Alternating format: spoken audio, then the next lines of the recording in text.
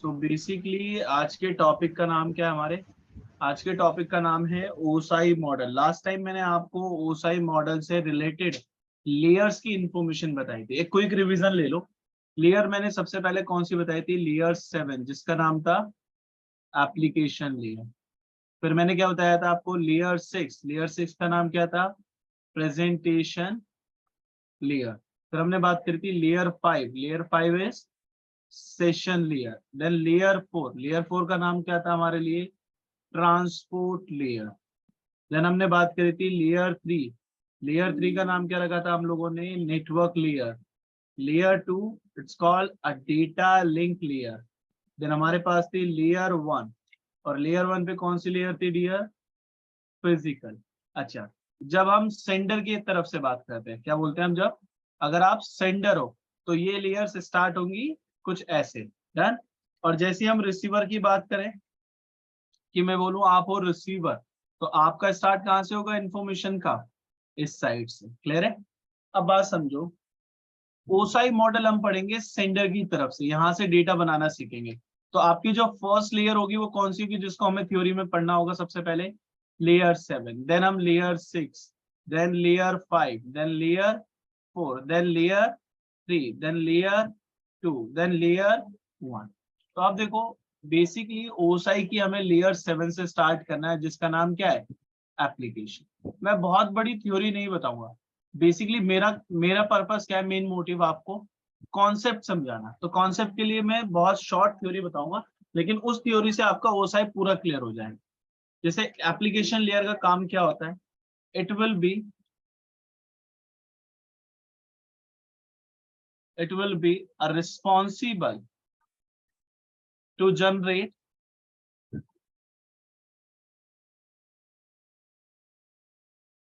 data with the help of applications and services। किसके through data generate होता है? Applications और सर्विसेज की। एप्लीकेशन का मैंने आपको कॉन्सेप्ट कल ही बताया था। फॉर एग्जांपल, अगर आप एप्लीकेशन यूज करते हो कैलकुलेटर, तो कैलकुलेटर से भी डेटा जनरेट हो सकता है। अगर आप यूज करते हो नोटपैड, तो नोटपैड के थ्रू भी डेटा जनरेट हो सकता है। अगर आप यूज करते हो ब्राउजर्स, तो ब्राउजर के थ्रू भी क्या होता है? Data generate. लेकिन सर्विसेज क्या है? अगर आपके माइंड में आ रहा है सर्विसेज क्या है? किसी सर्वर को यूज करने के लिए यूज होती है। जैसे अगर आपको किसी वेबसाइट को एक्सेस करना है, तो उसकी वेबसाइट पे आप क्या करोगे? एक सर्विस इनेबल करोगे। जैसे पहली सर्विस कौन सी होती है? HTTP। ये सर्विस आपकी वेबसाइट को एक्सेस कराती है। दूसरी हो सकती है आपके पास HTTPS, इन पे हम बात करेंगे। नेक्स्ट सर्विस होती है आपके पास FTP। बहुत सारे स्टूडेंट्स फाइल को डाउनलोड और अपलोड करते हो, तो FTP यूज होती है सर्विस। अगर आप यूज करते हो DNS, DNS का मतलब, जैसे सभी को याद है ये वाली एप्लीकेशन मोस्टली सभी यूज करते हैं। किसी को पता है इस एप्लीकेशन के बारे में? True collar. ट्रू कॉलर में क्या होता है? आप मोबाइल नंबर को एंटर करते हो और वहां से क्या आउटपुट निकल सकता है आपके लिए? नेम। या आप नेम एंटर करो तो क्या मिलने के चांसेस होते हैं? नंबर। तो ऐसी ही नेटवर्क में अगर किसी सर्वर का आपको सिर्फ नेम पता है, तो आप वहां तक पहुंच सकते हो। किसके थ्रू? DNS सर्विस के थ्रू। अभी इन सर्विसेज पे बात करूंगा मैं, ठीक है। एप्लीकेशंस मेरे पास बहुत सारी होती है जिनसे हम डेटा को जनरेट करते हैं। तो एप्लीकेशन लेयर का काम क्या है? सिर्फ डेटा का जनरेट कराने का प्रोसेस। अब सपोज कर लो एक नेटवर्क का डिजाइन बना लेते हैं। नेटवर्क डिजाइन कैसा होगा? सपोज कर लो आपके पास एक यूजर है जिसका नाम है बॉब, और इस यूजर को आपने किससे कनेक्ट कर रखा है भाई? आपके मॉडेम से, जिसको आप वाईफाई बोलते हो, मॉडेम से। ये लोग डन। और ये मॉडेम किससे कनेक्ट कर रखा है आपने? इंटरनेट सर्विस के लिए। किस पर्सन से कनेक्टेड होता है Ashutosh? ISP, internet service provider. ये एक नॉर्मल सेटअप है। इसी सेटअप के थ्रू आप कंप्लीट ओसाई पे डिस्कशन कर सकते हो। तो ये यूजर क्या बोल रहा है? बॉब। बॉब बोल रहा है ब्रदर मुझे कुछ डेटा जनरेट करना है। तो मैं एग्जांपल के लिए क्या बोल रहा हूँ कि अगर मैं ब्राउजर पूछूं आप लोगों से, ब्राउजर के नाम बता सकता है कोई मुझे? कितने टाइप के ब्राउजर्स होते हैं? कोई भी बता सकता है? कितने ब्राउजर्स होते हैं हमारे पास? मैंने वो ना क्रोम हो गया, इंटरनेट एक्सप्लोरर हो गया, मोजिला फायरफॉक्स हो गया। हाँ, एग्जाम्पल के लिए मैं लिखता हूँ, आप सभी फॉलो करना। जिससे सबसे पहले आता है इंटरनेट एक्सप्लोरर, फिर आता है माइक्रोसॉफ्ट एज, अब उसका अपग्रेडेड वर्जन है ना। चलो, फायरफॉक्स, क्रोम ब्राउजर, और क्या हो सकता है, ब्रेव ब्राउजर, और ओपेरा, और भी बहुत सारे हैं, सफारी। इन सभी ब्राउजर से क्या करते हो आप लोग? इन सभी ब्राउजर से क्या होता है, इंटरनेट को एक्सेस कर सकते हो। जैसे अगर आपको फेसबुक ओपन करना है, यूट्यूब ओपन करना है, गूगल पे जाना है, सभी ब्राउजर्स हेल्प करेंगे। तो अगर मैं किसी एक ब्राउजर को लेके काम करूं डेटा जनरेट करने के लिए, कोई प्रॉब्लम है? नहीं। अब बात समझो, बॉब ने क्या बोला, ब्रदर मैंने अपने पास गूगल क्रोम ब्राउजर ओपन कर ली, डन। और गूगल क्रोम ब्राउजर में उसने कौन सी टैब को ओपन करा भाई? टैब नंबर क्या है dear?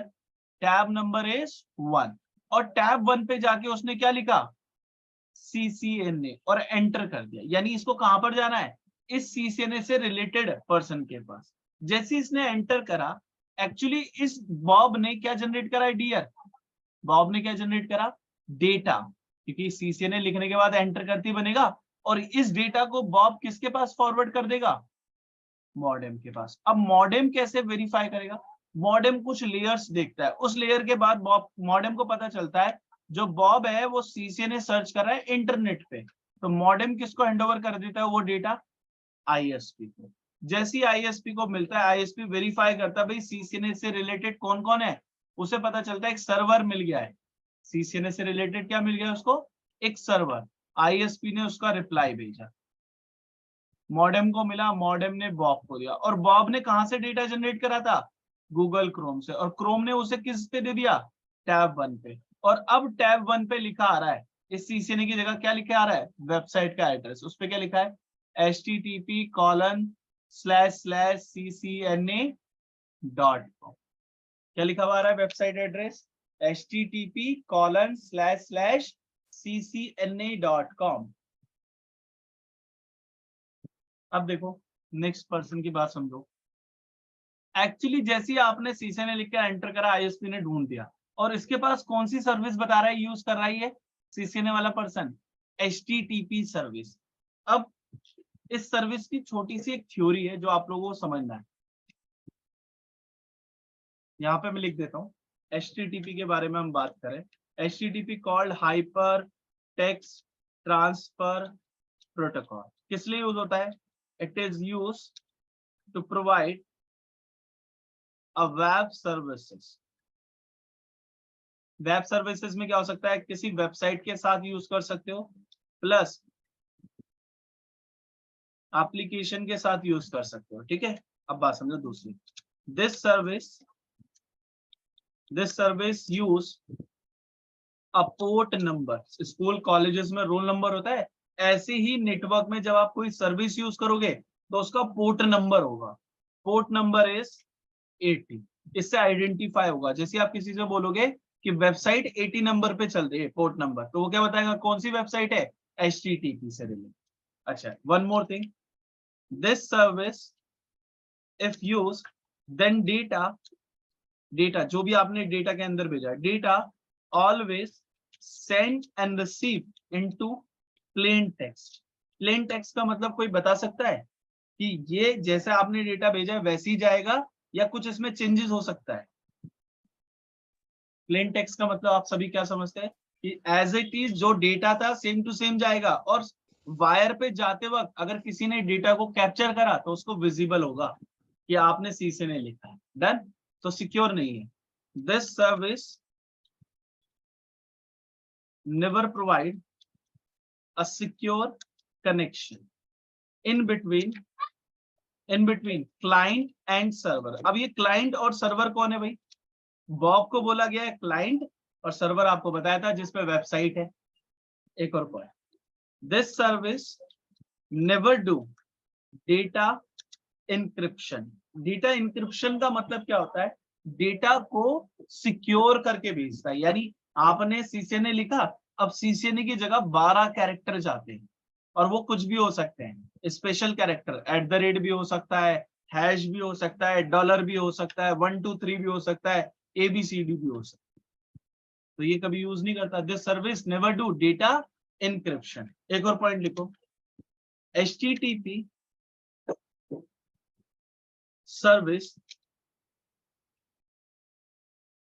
used by web servers mostly, हमेशा यूज यही पर्सन करते हैं।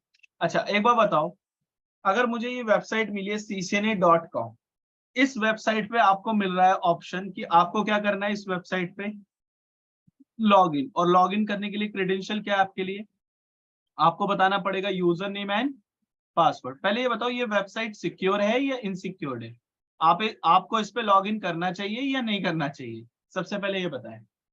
नहीं करना चाहिए। बेसिकली HTTP में जो भी डेटा जाएगा वो देख सकता है कोई भी, और अगर आपने डाल भी दिया, आपने बोला user name is admin, password is 1 2 3 4, और ये डेटा आपका दोबारा से बना, और ये डेटा आपने मॉडेम को भेजा, मॉडेम ने ISP को भेजा, इसी बीच इस मॉडेम से एक पर्सन कनेक्टेड था, ठीक है, और इस पर्सन का नाम क्या है, सभी लोग देखें, इस पर्सन का नाम क्या है, अटैकर। इसने एक टूल यूज करा अपने डिवाइस पे, और उस टूल की हेल्प से आपका जो भी डेटा जा रहा था इस वायर्ड के थ्रू उसने कैप्चर कर, और उसने देखा कि आपके डेटा के अंदर एक वेबसाइट जा रही है, कौन सी है, http://ccna.com, और उसे पता चला इसके अंदर एक यूजर नेम जा रहा है और एक पासवर्ड जा रहा है।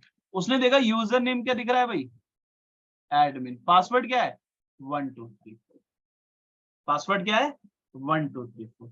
तो मुझे आप सभी लोग ये बताएं कि ये वेबसाइट, अगर कोई भी बोलता है कि मैंने आपको लिंक भेजा है, उस वेबसाइट पे लॉगिन करके अपनी डिटेल डाल दो, और वो HTTP की है, तो आप क्या सिक्योर समझोगे उसको? भाई अभी क्या बताया मैंने, HTTP सिक्योर वेबसाइट है, बताओ, नहीं है ना। और मैं प्रैक्टिकल भी दिखा सकता हूँ आपको, एक ब्राउजर है जिसका नाम है फायरफॉक्स, आप सभी इसको इंस्टॉल कर लेना, ये आपको थोड़ी बहुत हेल्प करेगा OSI समझने के लिए।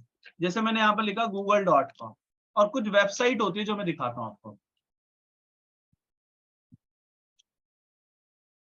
कोई भी एक वेबसाइट ले लेते हैं, जैसे वेबसाइट है, इसको क्लिक करा, लॉग पे क्लिक करो, यहाँ पे लॉग पे क्लिक करोगे सारी इंफॉर्मेशन आ जाएगी। जैसे मैंने यहाँ से कॉपी करा, ये लो मैं कॉपी कर लिया, और फिर मैंने नोटपैड यूज करा, और नोटपैड में इस वेबसाइट को पेस्ट कर दिया। चेक करके बताओ क्या लिखा हुआ दिख रहा है आप सभी को, क्या लिखा हुआ आ रहा है भाई, HTTP, यानी ये वेबसाइट सिक्योर है, नहीं। अच्छा दूसरी इंफॉर्मेशन इसी वेबसाइट की, जैसे आप लॉग पे क्लिक करोगे क्या लिखा हुआ है, कनेक्शन नॉट सिक्योर, क्लाइंट और सर्वर के बीच में सिक्योर नहीं है। नेक्स्ट क्लिक करो, ये लाइन कोई पढ़ सकता है मेरे लिए, कोई भी पर्सन, कोई भी एक पर्सन अपना माइक अनम्यूट करके ये लाइन पढ़ के दिखाओ मुझे, फ्रॉम योर कनेक्शन से,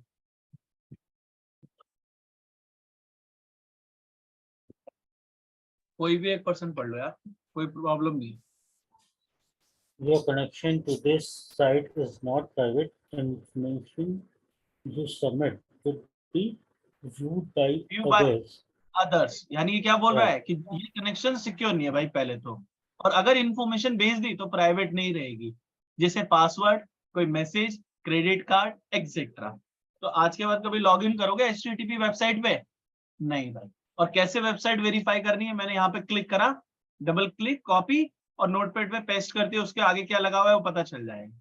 डन। अच्छा और भी इंफॉर्मेशन है यार, ये लो क्लिक करो, मोर इन्फॉर्मेशन पे जाओ, जैसी मोर इन्फॉर्मेशन पे जाओगे आपको एक लाइन दिख रही है, हाईलाइट कर देता हूँ, टेक्निकल डिटेल्स पढ़ना है यहाँ पे, देखो क्या लिखा हुआ है, कनेक्शन इज नॉट इनक्रिप्टेड। मैंने बताया था ना कि एक कैरेक्टर भेजोगे तो 12 कैरेक्टर में कन्वर्ट हो जाता है, उसे इंक्रिप्शन बोलते हैं, 12 से ज्यादा भी हो सकता है। अच्छा, the website dash does not support encryption, कि वो इनक्रिप्शन सपोर्ट करता ही नहीं है। Information sent over the internet without encryption can be seen by other people while it is in transit. Transit का मतलब अगर आप सेंड कर रहे हो, अगर आप रिसीव कर रहे हो। डन। अच्छा नेक्स्ट इंफॉर्मेशन जनरल पे जाओ, जो डेटा है वो किस फॉर्मेट में जा रहा है भाई, डेटा टाइप क्या है, पढ़ के बताओ यार आप सभी लोग, टेक्स्ट लिखा हुआ दिख रहा है, Right. चलो अभी किसी ने मुझे लास्ट क्लास में बोला था सर ओएसआई का प्रैक्टिकल करना, आप करवा रहा हूँ, ध्यान से देखते रहना भाई, ठीक है, मैं हमेशा ही कराता हूँ वैसे तो ये था HTTP, इसका पोर्ट नंबर याद रख लेना 80 होता है। अच्छा, एक और सर्विस है, सेम डिजाइन ले लो, जैसे मैंने क्या बोला, हमारे पास सेम डिजाइन का एक और डिवाइस है, मैंने बोला भाई ये लो, यूजर आ गया, अब यूजर कौन है, सैम। सैम ने बोला brother I am also connected with, किससे कनेक्ट कर दिया, मॉडेम से, जिसको आप वाईफाई बोलते हो, और मॉडेम किससे कनेक्ट करते हैं end of the day, ISP, जो इंटरनेट की सर्विस प्रोवाइड करता है, ठीक है। सैम ने बोला ब्रदर मुझे इंटरनेट एक्सेस करना है, इसने दोबारा से क्या ओपन करा भाई, गूगल क्रोम, आपके डिवाइस पे अब सैम बैठा हुआ है, और गूगल क्रोम में उसने टैब नंबर कितना खोला, अब ऑलरेडी पहले से कौन सी टैब ओपन थी, टैब 1, अब टैब नंबर क्या है 2, अब टैब 2 पे इसने क्या लिखा, CCNP, और एंटर कर, जैसे ही एंटर करा सैम ने क्या जनरेट कर दिया, डियर अगेन डेटा, और ये डेटा किसको हैंडओवर हुआ, मॉडेम को, मॉडेम ने वेरीफाई करा, अच्छा इनको CCNP की वेबसाइट पे आना है, ISP को भेजा, ISP ने एक्सेप्ट कर लिया, ISP ने आपको रिप्लाई करा, मॉडेम ने सैम को करा, और सैम का रिप्लाई किस पे जाएगा भाई, गूगल क्रोम पे, और गूगल क्रोम ने किसको हैंडओवर करा, टैब 2 को, और टैब 2 पे लिखा आ रहा है अब आपके पास वेबसाइट का एड्रेस, जिसमें क्या लिखा हुआ है, https://ccnp.com। अब मुझे कोई बता सकता है हम कौन सी वेबसाइट, कौन सी सर्विस यूज कर रहे हैं, सर्विसेज में से कौन सी सर्विस यूज कर रहे हैं, HTTP, HTTPS, FTP या DNS, कौन सी सर्विस इन यूज है हमारे पास राइट नाउ, HTTPS। डन है। चलो पहले इसकी थ्योरी समझो, सबकी थ्योरी समझिए, देन आगे इन पे बात करेंगे। ये लोग HTTPS means hyper text transfer protocol, and S means it's a secure website, ठीक है। It is used to provide web services, किसके लिए यूज होती है, web services by servers plus applications, ठीक है। चलो कुछ एप्लीकेशन ऑनलाइन होती है ना, इसलिए this service use a port number, इसके पास भी इसका रोल नंबर है 443, अगर कोई बोले कि मैं 443 की सर्विस यूज कर रहा हूं, दैट मींस HTTPS। एक और बात, this service always send and receive data encoded format, किस फॉर्मेट में होता है भाई, एनकोडेड, बात करेंगे एनकोडेड होता क्या है। This service always perform encryption, क्या परफॉर्म होती है यहां पर भाई, encryption. This service always provide secure connection in between client and server with the help of certificates, क्या होते हैं उन पे बात करूंगा। अच्छा एक और पॉइंट लिखो, in this service if someone capture data traffic then not possible to read data because data already encrypted before sending over the internet. कोई मुझे इस लाइन के बारे में बता सकता है, सिर्फ इतनी लाइन जो मैं सिलेक्ट कर रहा हूं, बाकी मैं खुद बताऊंगा। इस लाइन का मतलब क्या है, इन दिस सर्विस से बताइए। इसका कहने का मतलब ये है कि जो भी डेटा आप भेजना चाहते हो, जैसे आपने, अभी मैं आपको एग्जांपल के लिए बताऊं, जैसे आपने यहाँ पर गूगल खोला फॉर एग्जांपल, और आपने यहाँ पर लिखा CCNA, जैसे आपने CCNA लिखा ना, अब यहाँ पर क्या होगा, ये एनक्रिप्ट हो गया पहले ही, अभी भेजा ही नहीं, एंटर ही नहीं करा, सिर्फ CCNA टाइप करा है। तो कौन सा सिक्योर है, HTTP सिक्योर है या HTTPS, हमारे केस में HTTPS। अब मैं आपको एक एक पॉइंट के बारे में बताता हूँ, फिर आगे बात करेंगे। सबसे पहले मुझे आपको पॉइंट बताना है एनकोडेड क्या होता है, किसके बारे में बात करेंगे डियर हम सभी लोग, एनकोडेड क्या होता है। चल आगे हमें सीखना है एनकोड और डिकोड क्या होता है। सबने मुझे लास्ट टाइम बताया था कि अगर एक पीसी है जिसका नाम है बॉब और एक दूसरा पीसी है जिसके पास नाम क्या है सैम, बोथ आर कनेक्टेड। अब बॉब बोल रहा है कि ब्रदर मुझे डेटा भेजना है और डेटा में कौन सा मैसेज है, हेलो। अब जब ये डेटा बॉब अपनी केबल से सेंड करेगा सैम को, तो ये डेटा किसमें कन्वर्ट होता है, किसमें कन्वर्ट होता है? जैसे वायर से जाने की बारी आई, इस डेटा को किसमें कन्वर्ट करते हो, 010101 में। डन है ना? इसी को आप एनकोड डिकोड बोलते हो। तो जैसे आपका एक डेटा था हेलो, जिसको एनकोड किसमें करा, 0101 में। डन। अब जब उसको डिकोड करा जाएगा तो उसको क्या मिला है, 0101। जब डिकोड होगा तो क्या मिलेगा उसको, हेलो मैसेज।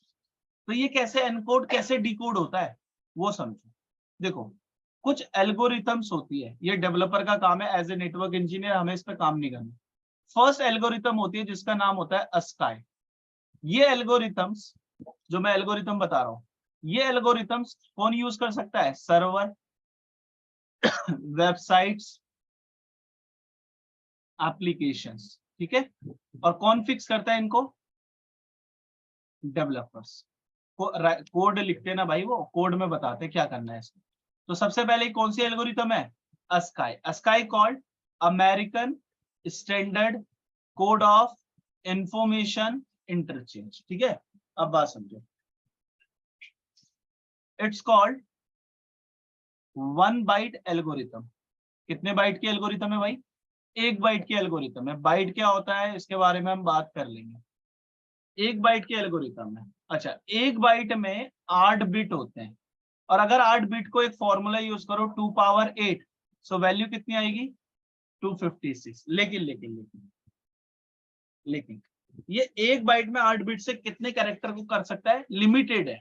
तो ये अस्काई क्या बोलता है, ओनली सपोर्ट इंग्लिश लैंग्वेज। क्या सपोर्ट करता है ये, इंग्लिश लैंग्वेज। अभी आप लोग सभी लोग, कई बार ऐसा होता है ना, कुछ ऐसी वेबसाइट पे चले जाते हो जिनमें अरेबिक में लिखी होती है वेबसाइट पे, या चाइनीज लैंग्वेज में हो, या जापानीज में हो, या हेब्रू में हो, किसी अदर लैंग्वेज में है।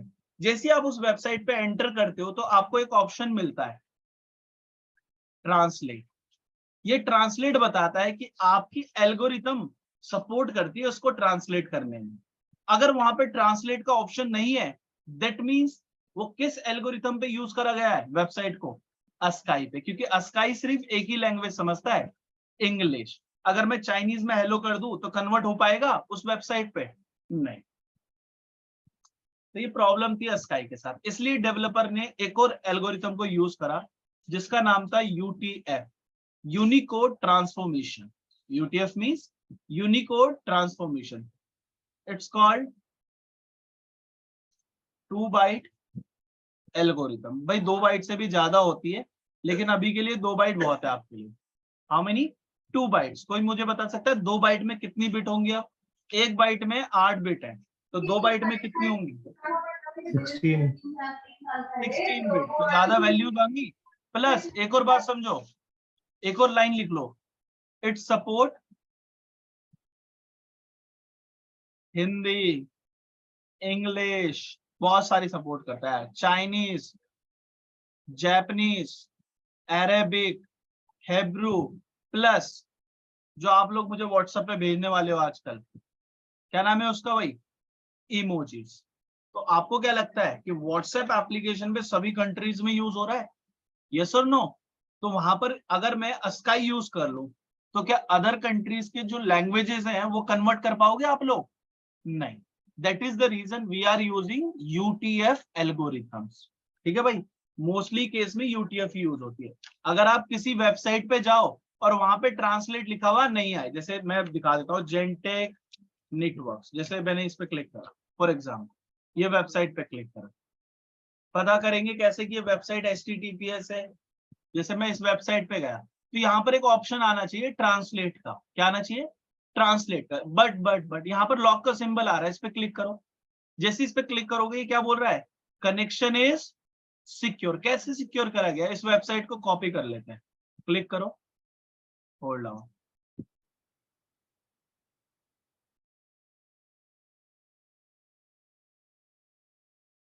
वेबसाइट को कॉपी करो, नोटपैड ओपन करो, सबसे पहले वेबसाइट का एड्रेस पेस्ट करो। क्या लिखा हुआ आ रहा है भाई?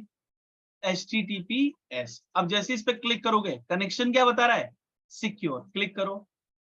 Verify by let's encrypt, click on more information. और जैसे ही जनरल पे क्लिक करोगे, टेक्स्ट के बाद साथ में क्या बता रहा है? टेक्स्ट इज किससे बता रहा है? Encoding by UTF person. तो भाई ये होता है इसका मैकेनिज्म। अब एक और है मैकेनिज्म, एनकोड के बाद आपको एक और पर्सन के बारे में बात करनी पड़ेगी जो मुझे बताना है, जिसका नाम क्या है भाई? क्या नाम लिखा हुआ है? सर्टिफिकेट। कनेक्शन सिक्योर कैसा होता है और एनक्रिप्शन उसमें कवर हो जाएगा। अब बात समझो सर्टिफिकेट क्या है। खाली सर्टिफिकेट। अब सर्टिफिकेट क्या होते हैं? दो टाइप के होते हैं आपके केस में। एक होता है TLS और एक होता है SSL। इसका काम क्या है वो मैं बताता हूँ। जैसे पहले समझो कि एक पर्सन है जिसका नाम है बॉब, एक पर्सन है जिसका नाम क्या है? सैम। डन। और एक यहां पर मैंने क्या कनेक्ट कर दिया भाई इनके लिए? सर्वर। अब ये दोनों इससे कनेक्टेड है, सर्वर से। डन। ये दोनों की एक फिजिकल केबल यहां पर कनेक्ट कर दी। मैं क्या बोल रहा हूँ? बॉब बोल रहा है ब्रदर मुझे एक वेबसाइट एक्सेस करनी है जिसका नाम है http://ccna.com।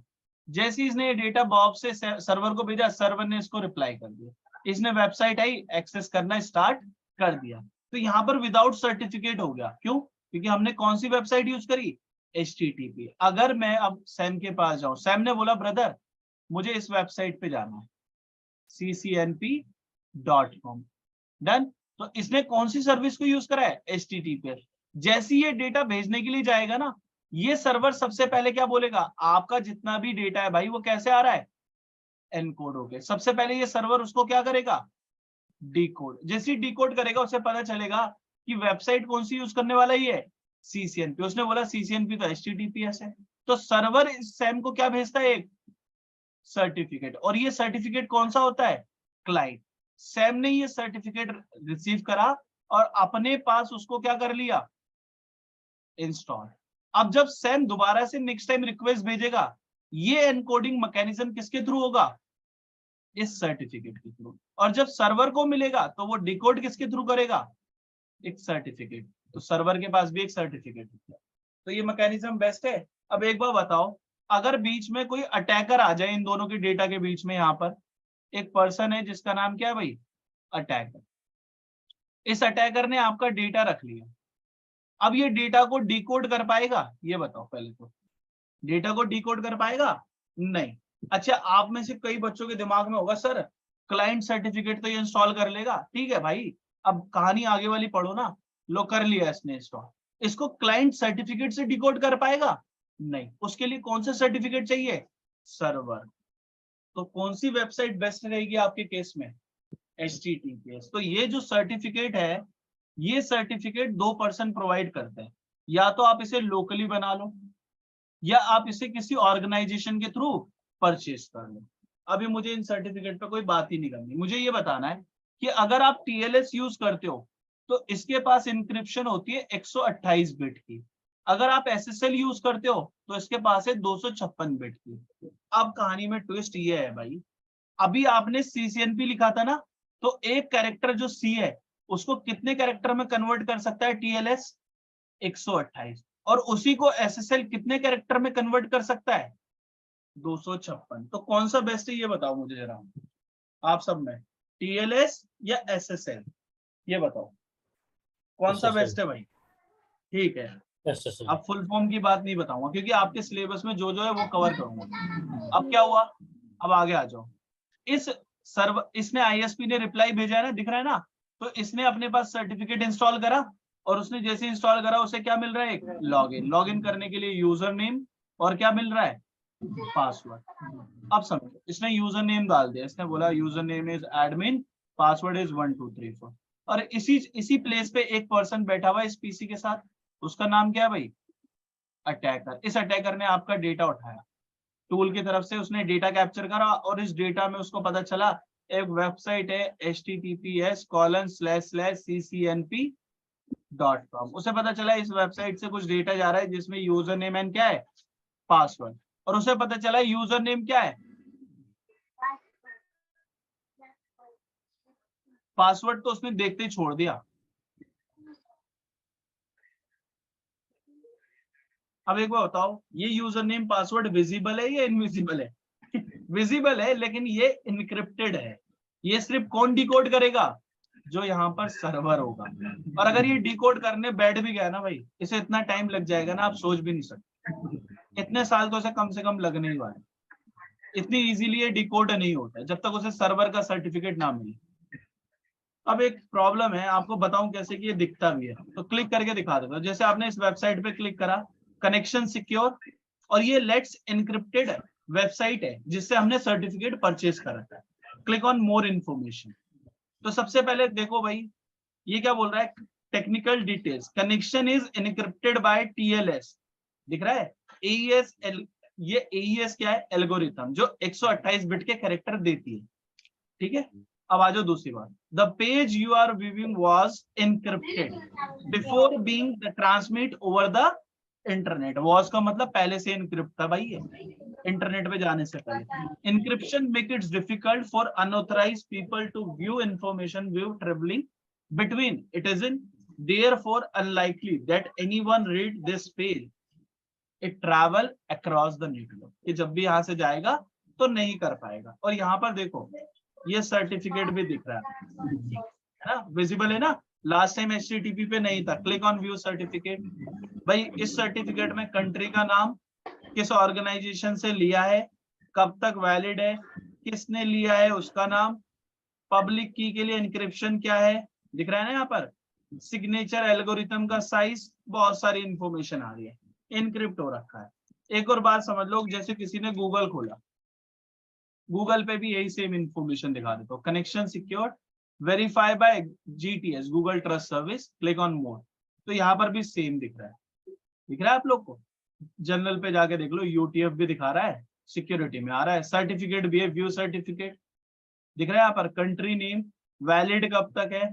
अगर ये सर्टिफिकेट एक्सपायर्ड हो गया तो कभी गूगल एक्सेस कर पाते हो आप लोग? बताओ भाई, कभी आपको ये प्रॉब्लम आई होगी ना लास्ट टाइम, अगर आप 2012 से लेकर 18 के बीच में हो, तब ये प्रॉब्लम आई होगी, सर्टिफिकेट एक्सपायर्ड हो गया है, गूगल नहीं चल रहा, तो वो इंस्टॉल करना पड़ता था हर बार। अब ऑटोमेटिकली इंस्टॉल होता है, आपको रिक्वायर्ड नहीं होता है। ब्राउजर्स में कुछ ऐसी एप्लीकेशन इनबिल्ड है जिससे इंस्टॉल होता है। अब आ जाओ नेक्स्ट सर्विस पे बात करते हैं, जो आप लोग यूज करते हो डेली बेसिस पे। सेम वही डिजाइन, इसका नाम है भाई सैम। अब सैम को नहीं बुलाएंगे, अब हम बुला रहे हैं जॉन को। ये कनेक्टेड है आपके मॉडेम से। ये जो कैरेक्टर के नाम बता रहा हूँ ये बुक में भी है भाई, ये मेरे दोस्त नहीं है। चल, अब ये ISP कनेक्ट कर दिया हम लोगों ने। अब मैं क्या बोल रहा हूँ, इस जॉन पर्सन को कुछ सर्विसेज एक्सेस करने। जॉन ने क्या बोला, brother I am also using the Google Chrome. अभी बॉब और सेम बाहर गए हुए, इसने टैब ओपन करी। टैब नंबर कितना होगा अब इसके लिए? कौन सी टैब यूज करेगा ये? Tab number 3। और टैब नंबर 3 पे जाते इसने वही काम करा जो आप सभी डेली बेसिस पे करते हो। उसने क्या लिखा? फ्री एंटीवायरस, क्या कर दो, क्या लिखा है भाई? डाउनलोड। और जैसे ही एंटर करा, इस जॉन ने क्या बना दिया? एक डेटा। अभी मैं आपको बैकएंड का प्रोसेस पहले पढ़ा दूं। इसको क्या करना है? टास्क डाउनलोड, क्या पता इसे कुछ अपलोड भी करना हो। तो यहाँ पर एक सर्विस यूज करते हो आप सभी लोग मिलके। इस सर्विस का नाम होता है FTP। क्या नाम है इसका? बताए सभी लोग। FTP। FTP stand file transfer protocol. It is used to do download and upload process, इसके लिए यूज होता है। ठीक है भाई। One more thing, FTP use by applications, devices and servers, कोई भी यूज कर सकता है। ठीक है, website also you can write down. अच्छा, एक और बात समझो, FTP use the port number 20 और 21। इंटरव्यू में 70% स्टूडेंट इसी वजह से रिजेक्ट कर दिए जाते हैं, उनको पोर्ट नंबर की कहानी नहीं पता होता कि भाई किसके लिए क्या काम करना है। पोर्ट नंबर याद करके चलेगा, उन्होंने प्रोसेस पूछा, भगा देते फिर। तो पोर्ट नंबर 20 और 21 होता है FTP का। अब इन दोनों पोर्ट नंबर का काम क्या है, सबसे पहले वो समझो। 20 का काम समझो। This port number help to make a transport channel. किसी ने VPN यूज करा है अपने मोबाइल में? ये बताओ पहले, तभी मैं आगे पढ़ा पाऊंगा भाई। माइक अनम्यूट करके बताओ, VPN पढ़ा है किसी ने? VPN चलाते हो मोबाइल Use फोन किया में है सभी मैंने। लोग? हाँ सर यूज किया। VPN किस लिए यूज करते हो पहले ये बताओ, तभी तो बता पाऊंगा इसका काम क्या है। डिफरेंट नेटवर्क एक्सेस करने के लिए। सिक्योर करने के लिए, कि भाई आपको लगता है कि आप जो ब्राउजिंग कर रहे हो, जो भी काम कर रहे हो, वो हाइड हो जाए, ऐसा होता है ना। और VPN क्या करता है, आपके बीच में और ISP के बीच में क्या बना देता है, एक टनल। तो वही ये काम करता है, सेम टू सेम टनल बनाने का, ठीक है, उसी को ट्रांसपोर्ट चैनल बोल रहा हूँ। और 21 का काम क्या है, this port number help to download and upload task. ठीक है भाई, अब कहानी थोड़ी ट्विस्ट कर देता हूँ, बात समझो। इस जॉन ने डेटा भेजा, उस डेटा में क्या बोला है, डाउनलोड करना है। तो डाउनलोड करते ही इसे पता चला भाई ठीक है, इस जॉन ने पहले रिक्वेस्ट भेजी ISP के पास, ISP ने बोला भैया तुम जो है ना FTP यूज कर रहे हो, तो इसने बोला ठीक है। अब जॉन ने क्या करा, ISP के पास गया और एक क्या बना दिया, यहाँ पर क्या क्रिएट कर लिया, टनल। किसके साथ, उस सर्वर के साथ। अब जॉन क्या बोल रहा है, मुझे भैया कुछ डाउनलोड करना है आपसे इस सर्वर से। इस सर्वर ने बोला ठीक है कर लो। तो इस टनल के थ्रू ही तो हो रहा है ना, यानी जॉन का जो डिवाइस है 20 किस लिए यूज करता है, टनल बनाने के लिए। बट जितना भी अपलोड और डाउनलोड का टास्क है वो कौन करता है, 21। तो इसलिए इंटरव्यू में पूछते हैं why we use 20 and 21 in FTP services. ठीक है भाई। अब जैसे एंटर करा, इस जॉन के पास एक वेबसाइट का एड्रेस आ गया। वेबसाइट का एड्रेस क्या है, https://avas.com। ठीक है भाई, और भी वेबसाइट है, कुछ भी आ सकता है। जैसे ही आया, उसको उस वेबसाइट पे एक ऑप्शन दिख रहा है, क्या लिखा हुआ दिख रहा है उस वेबसाइट पे भाई, डाउनलोड एंटीवायरस। किसके लिए, फॉर एंड्रॉइड फोन्स। ठीक है भाई,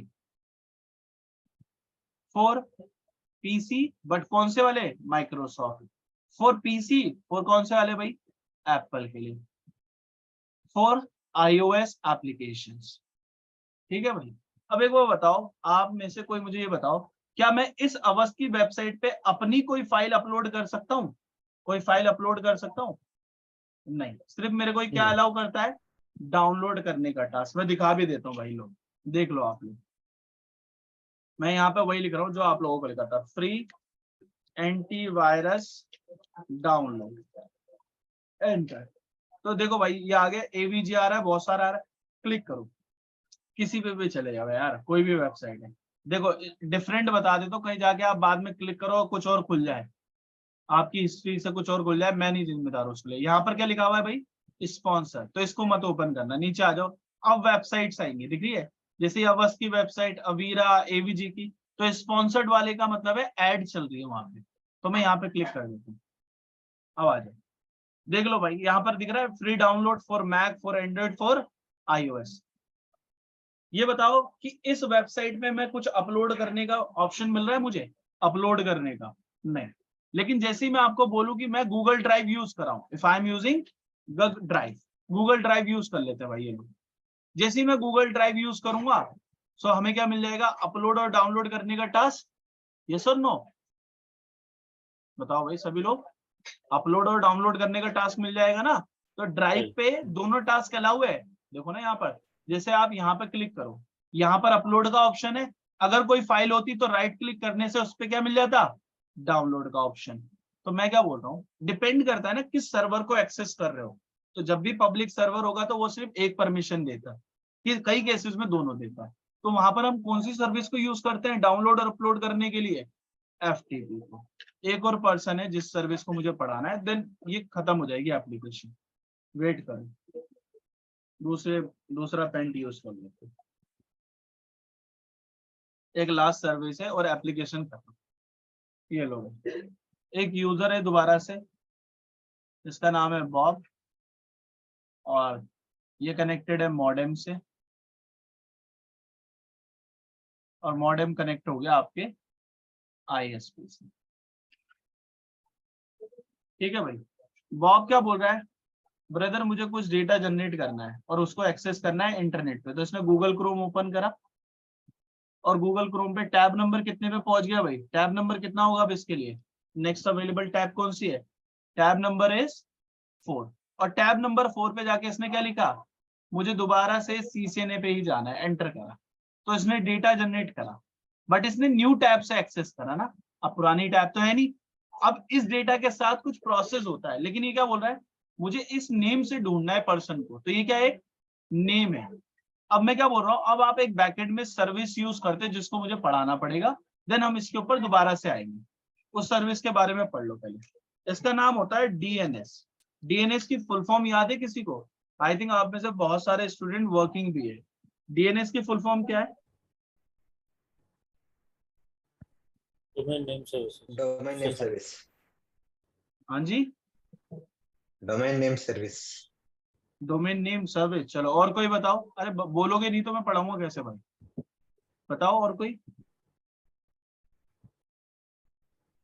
बस डोमेन नेम सर्विस, इसकी फुल फॉर्म होती है डोमेन नेम सिस्टम। ठीक है, क्या फुल फॉर्म है? Domain name system. It is use to resolve name to IP address queries. ये लोग किसकी क्वेरीज को रिजॉल्व करता है? नाम से IP की। It's also help to resolve IP address to name queries. ठीक है भाई, इसकी भी हेल्प कर सकते हैं। अच्छा, one more thing, DNS provide a server to resolve those queries. This server available publicly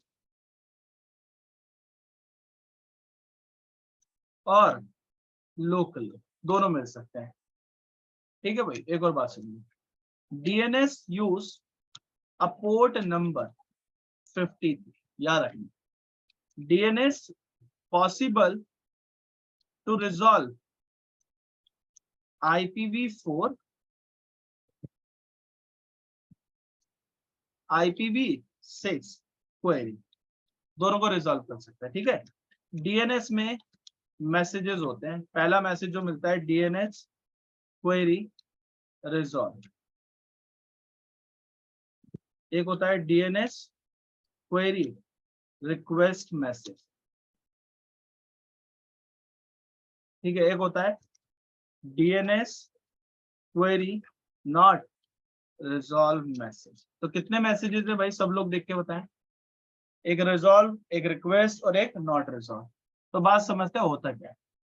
सभी लोगों को अगर मैं बोलूं कि भाई मुझे जो है ना IP एड्रेस की थ्योरी बताना, कल बताना क्या होती है, तो सभी जाएंगे गूगल पे सर्च करेंगे। तो गूगल इज ऑल्सो क्या है? वो एक DNS सर्वर है जो रिजॉल्व करता है सारी क्वेरी, आपके सारे क्वेश्चंस को, जो नाम से भी आ सकती है और IP से भी। तो बेसिकली मैं क्या बोल रहा हूँ, जब भी आप ISP से कोई इंटरनेट कनेक्शन लेते हो ना, तो ISP डिपेंड करता है कि वो आपको कौन सा सर्वर प्रोवाइड कर रहा है, पब्लिक वाला या लोकल वाला। फॉर एग्जांपल इस ISP ने आपको अपना लोकल वाला दे दिया भाई, तो उस लोकल सर्वर में क्या क्या इंफॉर्मेशन होती है? जैसे उसमें होगा पहले तो IP, फिर होगा उसमें वेबसाइट का नाम, फिर होगा उसमें उसकी सर्विस की इंफॉर्मेशन, फिर होगा उसके अंदर पोर्ट नंबर। ये एग्जांपल के लिए। डन। DNS सर्वर भाई वो बनाते हैं, क्या बोलते हैं उसको, MCSC वाले स्टूडेंट्स। डन। आपका काम है connectivity as a network engineer, सिर्फ कनेक्टिविटी देना या राउटिंग स्विचिंग करना, सिक्योरिटी इंप्लीमेंट करना। DNS पे काम नहीं आपका। IP, वेबसाइट, सर्विस और पोर्ट नंबर, ये इंफॉर्मेशन होती है। IP फॉर एग्जांपल 1.1.1.1 और वेबसाइट का नाम क्या है? CCNA होना चाहिए। सर्विस कौन सी है उसके पास? HTTP। पोर्ट नंबर कितना है?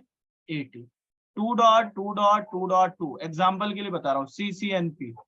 HTTPS की सर्विस पोर्ट नंबर इज 443। 3.3.3.3 अवस्थ की वेबसाइट। क्लियर है? और ये क्या यूज कर रही है? FTP service and port number is only 21। यही तो टास्क कराता है, download upload. 4.4.4.4 Gentek। HTTPS and port number is 443, बस इतनी इंफॉर्मेशन है उसकी।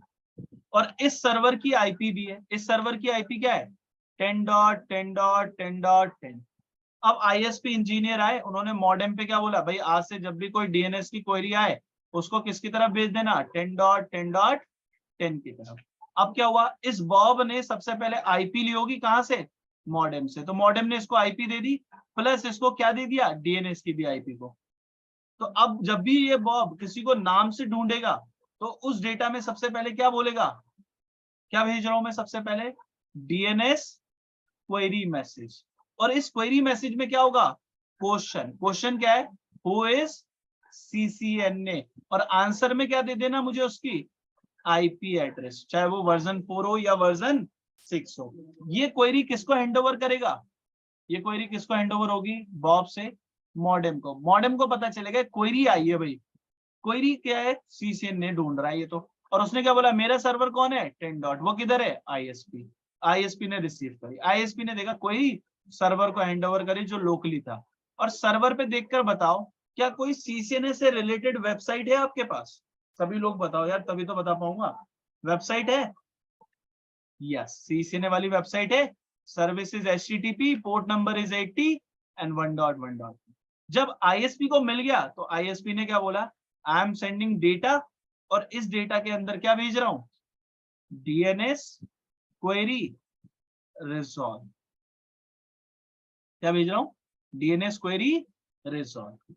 अच्छा, उसमें क्वेश्चन क्या बोला था आपने, हु इज सीसीएनए, उसने आंसर में क्या दिया कि आईपी क्या है 1.1.1.1। जब वो इस आईपी पे हिट करेगा तो उसे पता चल जाएगा कौन सी सर्विस यूज करनी है, HTTP।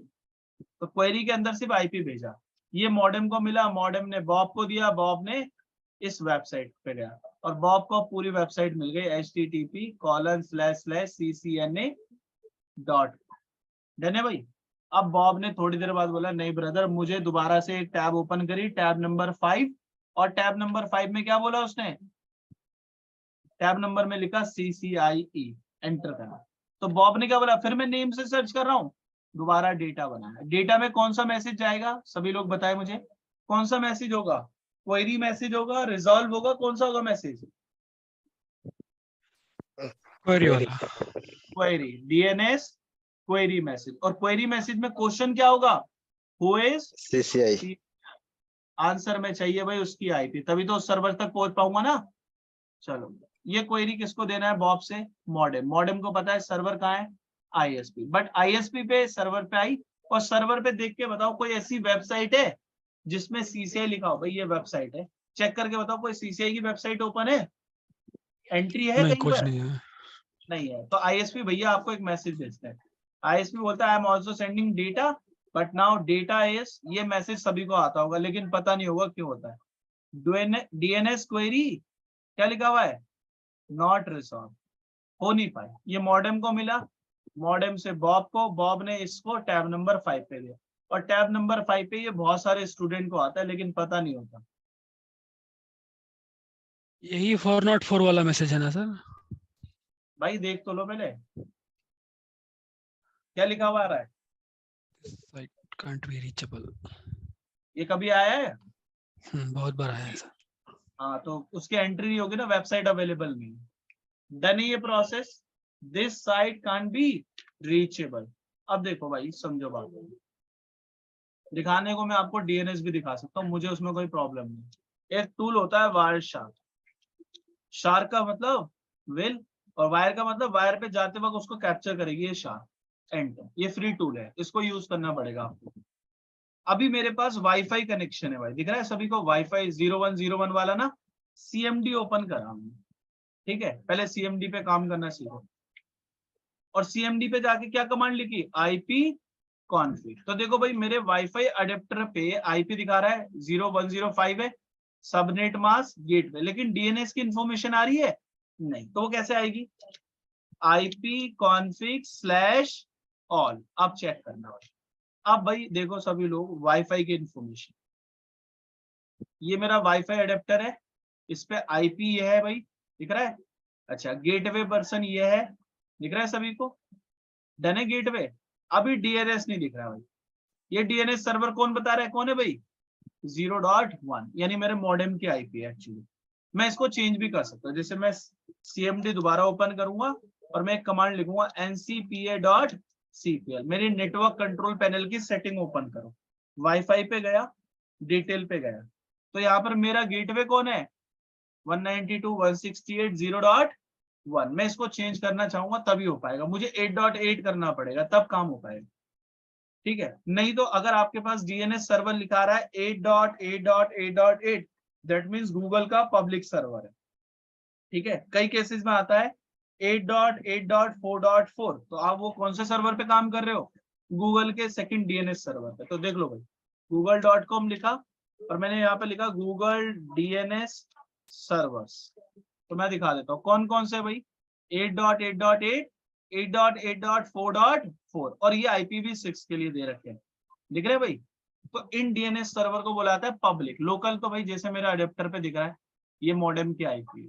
अब अगर आपके पास DNS डला हुआ हो ना, तब आप क्या काम करना, पहले तो वायरशार्क को ऑन करना और वाईफाई को कैप्चर कर लेना। वाईफाई बहुत सारे डेटा भेज रहा है, चलने देना इसको, कोई दिक्कत नहीं। ऊपर जाके यहाँ पर फिल्टर में लिख देना मुझे कौन से मैसेज देखने, सिर्फ DNS वाले। तो कोई अभी DNS का मैसेज है नहीं यहाँ पर। अब अपने ब्राउजर को ओपन करना और यहाँ पर क्या बोलना, मुझे किस पे जाना है। फॉर एग्जांपल मैंने लिखा genteknetworks.com पे, जैसे ही एंटर करोगे पीछे बहुत सारी क्वेरीज चल रही होंगी, दिख रही है, इनको स्टॉप कर दो, चलने दो। अब देखो मैं कोई एक क्वेरी को ओपन करके दिखाऊंगा यार एग्जांपल के लिए, ठीक है। कोई एक क्वेरी जो मुझे लगता है, आप बहुत सारी देख सकते हो।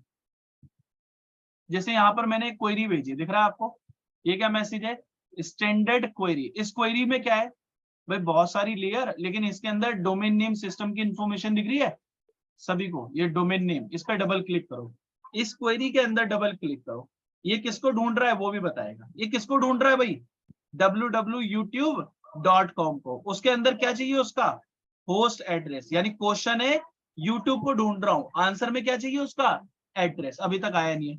अब देखो इसके पास एक रिस्पॉन्स मैसेज दिखाता हूँ, ये देखो यहाँ पर नीचे रिस्पॉन्स दिख रहा है सभी को, देखो भाई रिस्पॉन्स आ रहा है, स्टैंडर्ड क्वेरी रिस्पॉन्स, और ओपन करो। इस रिस्पॉन्स के अंदर कौन सा एड्रेस दिख रहा है, होस्ट का।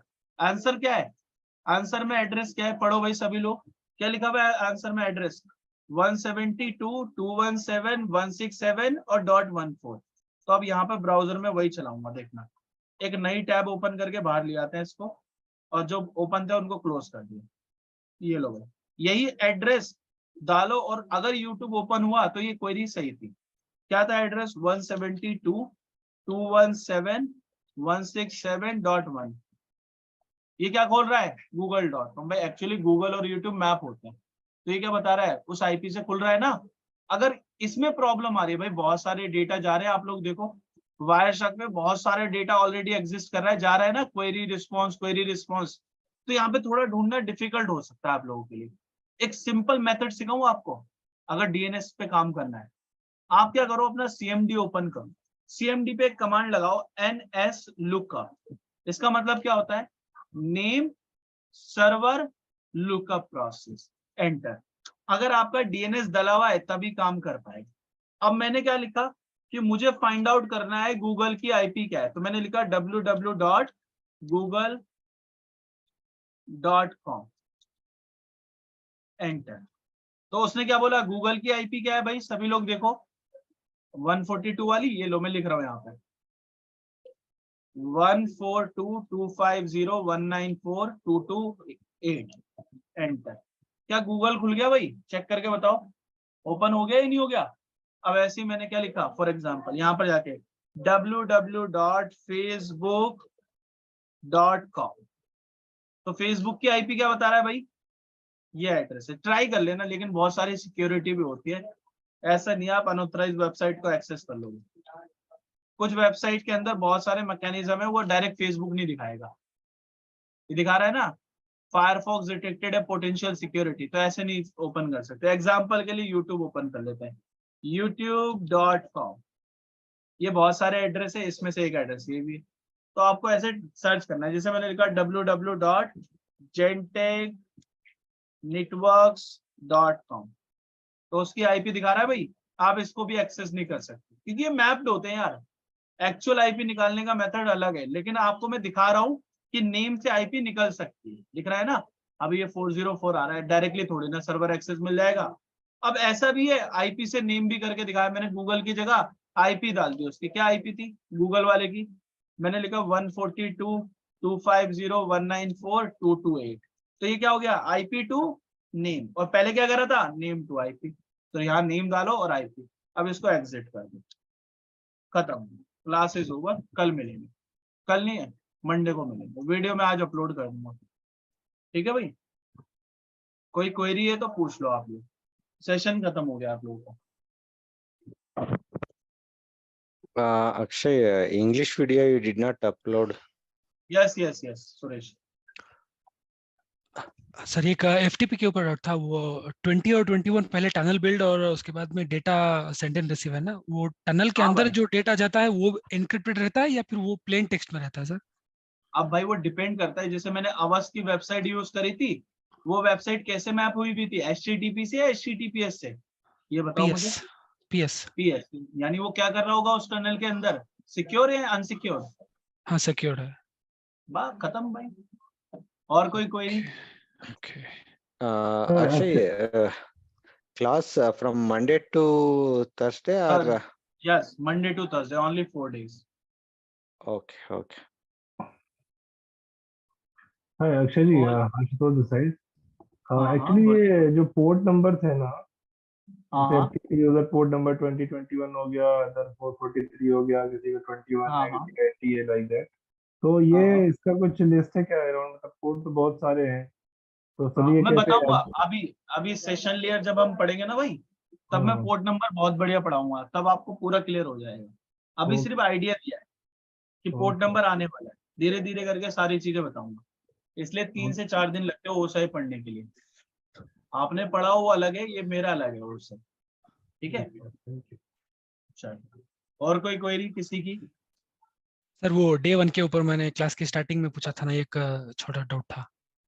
हाँ बताओ बताओ, तो पूछिए वो सही। हाँ वो डे 1 में आपने बताया था अगर मॉडेम फेल हो गया तो सिस्को के सपोर्ट वाले रिमोट लेके हेल्प करेंगे करके। अगर इंटरनल यूजर इंटरनेट पे रीच नहीं कर पा रहा है तो सिस्को वाले कैसे रीच कर सकते हैं सर? क्या वो मतलब कुछ ऐसा तो मैकेनिज्म है, टेक्निक है? नहीं नहीं भाई, वो सिर्फ आपका वर्चुअल सेटअप बनाते हैं। वो आपके डिवाइस की गारंटी लेते हैं, आपके यूजर्स की लेते हैं क्या? नहीं उसके लिए कौन होते हैं? Internal network engineers. तो वो आपको खुद चेक करना पड़ेगा। नहीं नहीं सर, वो क्वेश्चन वो नहीं था। आपने बताया था कि मॉडेम को वो रिमोट पे लेके कुछ सेटिंग्स वगैरह चेंज करके या फिर सॉफ्टवेयर में कुछ इश्यूज हो तो वो चेक करके फिक्स करके देते हैं करके आपने बताया था ना। यस यस हाँ। तो वो मॉडेम पे कनेक्ट कैसे करते हैं, क्योंकि मॉडेम तो डेड है, मतलब डेड मतलब इंटरनेट पे जा नहीं सकता, तो वहां से वो रीच कैसे कर बेसिक सकते हैं? बेसिक ट्रबल शूट कराते हैं। अगर आपका डिवाइस अप है then you can get remotely access. अगर पूरा ही खत्म हो गया तो कोई सॉल्यूशन ही नहीं है। अगर सर आपने बोला डिवाइस डिवाइस चल रहा है सर, और डिवाइस में ऐसा होता है शाम 5 से 8 बजे के बीच में इंटरनेट की स्पीड बहुत स्लो हो जाती है। हमने सारे टेस्ट कर लिए, पता नहीं क्या हो रहा है। अब आप किस पे लॉक करोगे कंप्लेंट? सिस्को पे आके। सिस्को के टेक इंजीनियर रिमोटली एक्सेस लेंगे आपका, वो पॉसिबल हो सकता है। अगर कोई हार्डवेयर फेलियर हो जाए तो रिप्लेस होगा। सॉफ्टवेयर में बग है, डिवाइस आप है और रिमोटली एक्सेसिबल हो सकता है, तभी हो पाएगा। अगर बिल्कुल ही बंद है तो पॉसिबल नहीं है, ये तो आपको भी पता है। हाँ हाँ ये सर वही सर, इसीलिए मुझे वो क्वेश्चन है कि हाँ, पता वो नहीं क्या नॉर्मली टेक्नोलॉजी है, इसीलिए पूछ लिया एक बार। नहीं, ऐसा कोई टेक्नोलॉजी है ही नहीं भाई। बंद ओके डिवाइस को कैसे ले लेंगे? Okay okay sir. ऐसा कुछ नहीं है। तो ये ओके एक ऑर्गेनाइजेशन है, जैसे मैं बताता हूँ, सिस्को टैग दिखा देता हूँ मैं आपको। ऐसे बहुत सारे, जितने आपके माइंड में क्वेश्चन आ रहे हैं ना, ऐसे बहुत सारे बंदे हैं। पॉपुलेशन पता है ना ऑल ओवर वर्ल्ड की।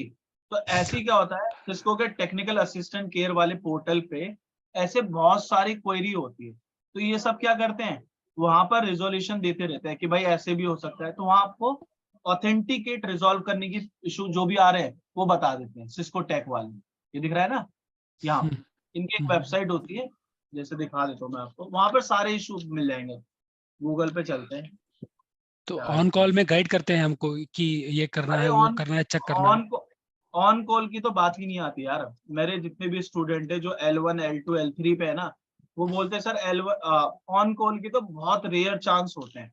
जैसे मैंने अभी प्रॉब्लम बताई थी, इंटरनेट 5 to 8 वर्किंग स्लो, तो उस केस में कर लो। कोई बग आ गया तो कर सकते हो। मोस्टली जो सिस्को का टेक सपोर्ट होता है ना, पोर्टल देखो इसका, यहाँ पे टूल, ये माउस क्यों आ गया, चेंज कर देगा सेटिंग, एक मिनट, ये दिख रहा है यहाँ पे। अब अपना प्रोडक्ट नेम डालो, जैसे स्विच, सिक्योरिटी, राउटर, वायरलेस, जैसे मैंने बोला भाई स्विच से रिलेटेड है, क्लिक करा। अब कौन सा स्विच है वो सारे सपोर्ट कर रहे हो, कौन सी सीरीज में आता है, मैंने बोला भाई 3560 के सीरीज वाला है, डन। अब 3560 के सीरीज वाले पे ले जाएगा। ये क्या बोल रहा है, एंड ऑफ सपोर्ट। लेकिन अब भी कोई इशू आ रहा है तो यहाँ पर उन्होंने बहुत सारी चीजें दे रखी है आपको डाउनलोड अपलोड करने की, और यहाँ पर भी नहीं हो रहा, तो यहाँ पर आप गूगल पे जाओ, क्या लिखो, मैंने जैसे एक प्रॉब्लम लिखता हूँ, स्विच 9300 iOS नॉट अपग्रेड, ऐसे लिखा मैंने, और आगे सिस्को टेक लिख दिया, तो वो सिस्को टेक के पेज पे ले आएगा डायरेक्ट, आपको दिख रहा है यहाँ पे, upgrade guide for catalyse switches. और ऐसी आपको बहुत सारे इश्यूज जितने भी आते हैं वो सर्च कर सकते हो वहां पे उस पोर्टल पे। तो मोस्टली जो जितने भी इश्यूज होते हैं वो रिजॉल्व हो जाते हैं। कम केसेस होते हैं जिनमें नहीं हो रहा, जब आपको टिकट लॉक करनी होती है, वो ऑन कॉल भी बताते हैं, रिमोटली एक्सेस करके भी बताएंगे, ठीक है। ऑन कॉल भी होता है और रिमोटली एक्सेस भी दे सकते हैं, लाइसेंस होना चाहिए डिवाइस। समझ गया, थैंक यू सर। ओके, और कोई क्वेरी भाई? करे वाइंड अप, खत्म करे सेशन, 10-15 हो गए भाई, चलो ड्राइव पे रिकॉर्ड